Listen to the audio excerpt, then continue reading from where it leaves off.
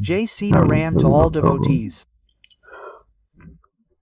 This is a beautiful story of devotee Ravidas.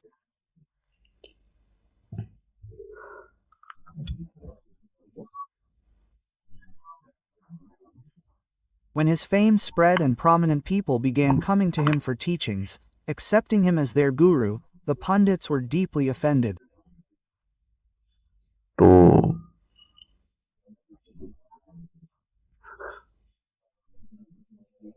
They thought, he belongs to the Shamar caste and has taken away our livelihood.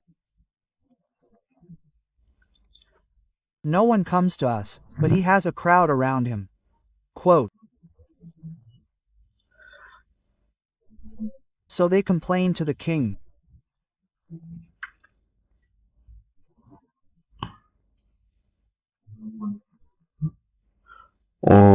They said, O king, we are pundits, and this guruship, preaching to people, speaking about wisdom, and so on, is our sole right.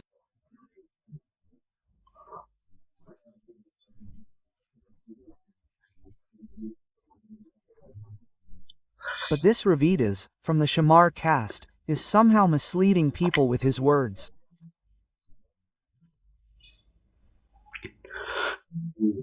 He has no knowledge, and who knows what he says.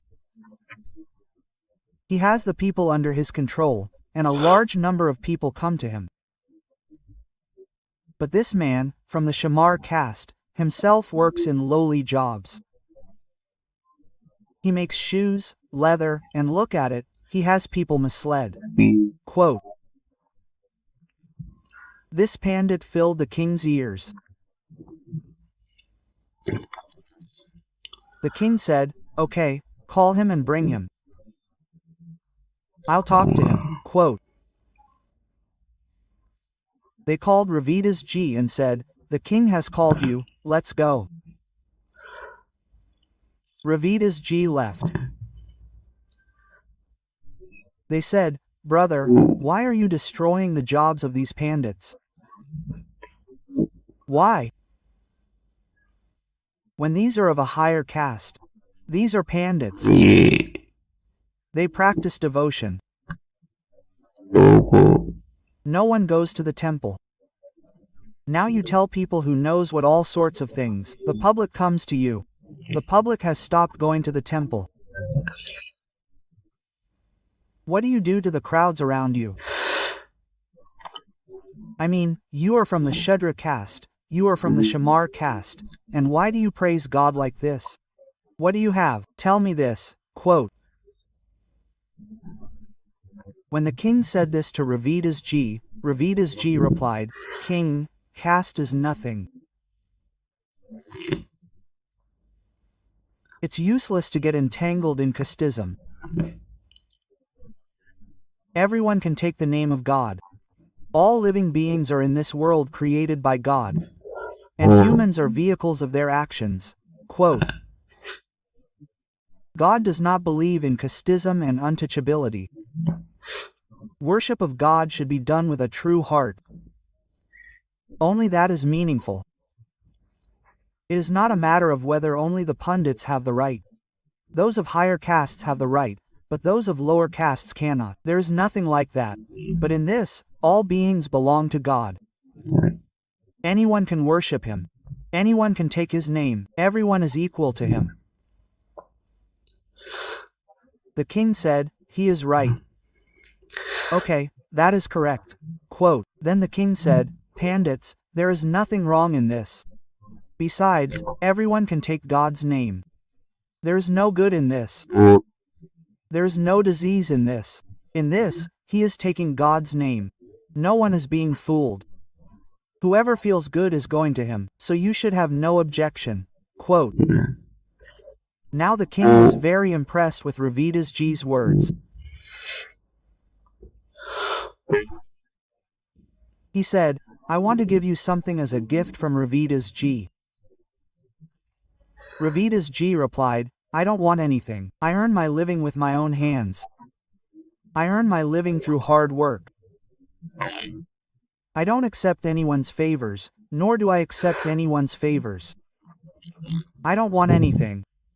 The king said, "No, I want to give something willingly. You can take it." Quote, when the king insisted again and again, Ravidas Ji said, "Okay. Give me what you want." Quote, so the king gave Ravidas Ji a golden throne. He said, "This golden throne is worthy of you.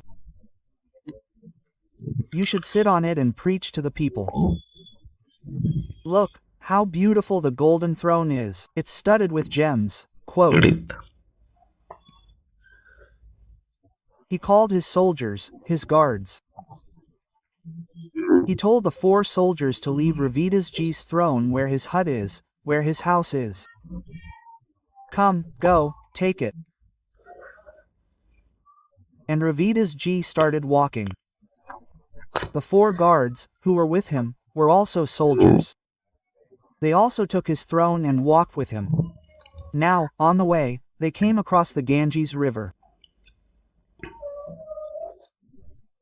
When they reached the Ganges River, they said, "Please throw this throne in the Ganges River." The soldiers asked, "What are you saying? This is a golden throne." Quote, he said, "This is my thing. This is my property. Do as I command. Throw it into the Ganges. Float it, and you can go home." Quote, the soldiers did just that. They threw it into the Ganges and went home, saying, "You are on leave. Now go home." Quote, they went home. Meanwhile, Ravidas Ji also went home. Now those guards complained to the king, "King, this man is such a fool. Look, you gave him this golden throne with so much respect, so much honor, but he is such a poor man.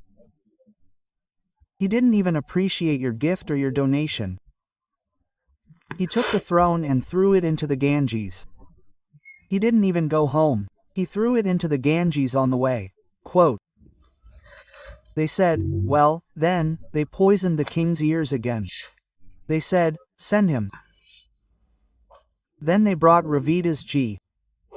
Ravidas Ji said, "Yes, king, tell me what's the matter." He said, "Please return the throne I gave you. I'll give you another one in exchange, but I need that one. Please return it to me." Quote, the king knew he had already thrown it into the water. Where would he get it? Now his lie would be exposed. Ravidas Ji said, "Okay, king, come with me." He brought the king with him. He brought him to the river Ganga. Then he said to the river Ganga, "O Ganga, please return the throne I gave you."